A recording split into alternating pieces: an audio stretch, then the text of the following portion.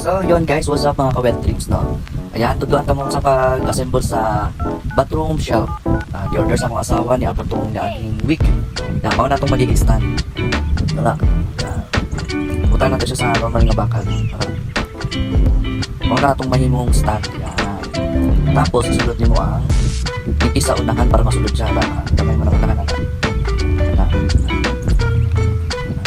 Sulod niyo mo siya. Pero, balik ko diha. Ang dapat kayo unahon is yung luma.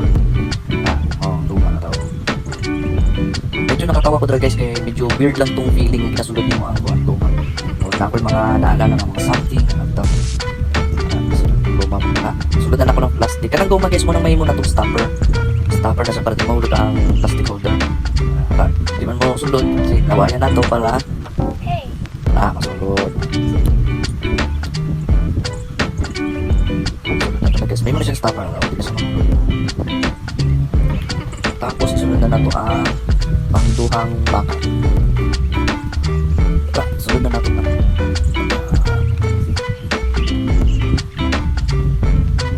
Sunod na ko ang mga luma. Tawa na ko diya ba?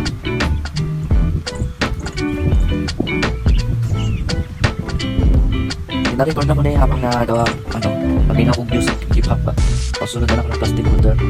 Sunod na ako sa tapos mabangga siya sa goma na mahimong stopper na to. Sin siya nung sa kong na. Wait, exercise ba? Sunod na akong plastic pero malikod diha. Kaya dapat goma magul dapat ang una. Pinanganapod ba? Tata kong goma. Kita na ako nasa bakal. Sunod na ako nataan.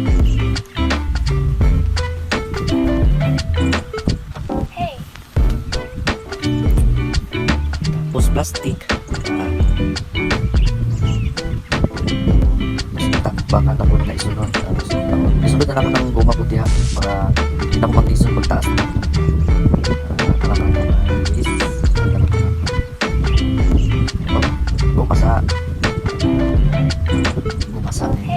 Gumasa isulod tapos na ang bakal. Tanggal ako na sa kaguma kaya dili man masulod ang plastic na isa stopper. So ukat lang siya ka divided nga plastic yan sa sabon. Tapos sunod ako sa kaguma. Tapos kara siya guys, kay budgana na siya sa tuwalya or mga towel. So, pwede mo sabot yan, pwede mo siya stopper pa rin mo. Nakaside lang siya guys para hindi siya masayad sa mga sabon. Pero ambot lang, pamina na masayad pa siya. Patasan ako siya guys para i-explain ako ang isang medyo critical na mga bakal. Kala siya guys, ipis na siya ng bakal para itong mga nabutang na to. Pero nana siya, i-reason ka ng ipis. Mauna ang mahimong buwan. Adjustable. Sulod din mo na siya. Inisod ko na kahit taas na kayo. Taas na po. Sulod din mo siya.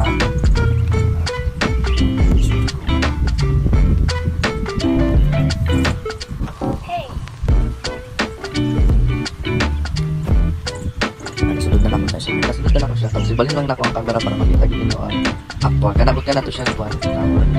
Para di makita nga ina na siya.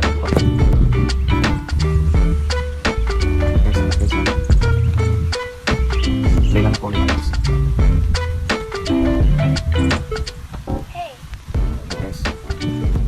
Tapos para ma-adjust siya guys, huwag magutaan.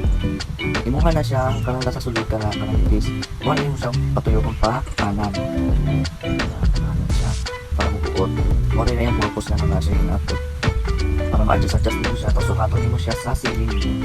Yan. Pwede mo siya ma-adjust kung di ba abot. Taas na lang yung natanggal ka. Patasan na nito. Pwede mo siya pag-iwagali mo. Patasan. Pwede mo pag-iwagali. Basta maligo sa imong ceiling para mag-improve siya. Tapos wow na natutupag. Mukha na siya magiging stopper sa taas. Hindi na mo siya masulod. So kung saan mo wato pag di masulod, pa-slide. Duplaan mo siya. Tapos na siya spring sa sulod. Muna may imong buwan para basta ma-string siya. Pag mabangga na siya sa taas mo, adjust siya. Patong ka, kalit ka ako. 5'8 naman ako ay. Nakasunod ko siya. Tapos tuyo ko niyo siya para mabuot. Para mag-tighten. Tapos, di ba siya abot sa ceiling, so kailangan mo adjust. Mo itong purpose sa tunga. Naigod siya sa ceiling. Matindog na siya ha. Pero yung lang siyang bag siguro forma kayo. Kung pangit, di po siya okay. Tapos tanaw lang pero kanang mga plastic guys, pwede pa rin mo na siya isaka pataas. Depende sa imo kung saan mo gusto. Adjust lang ako siya. Tapos okay na. Butan na ako na sa CR. Pumba. Bye.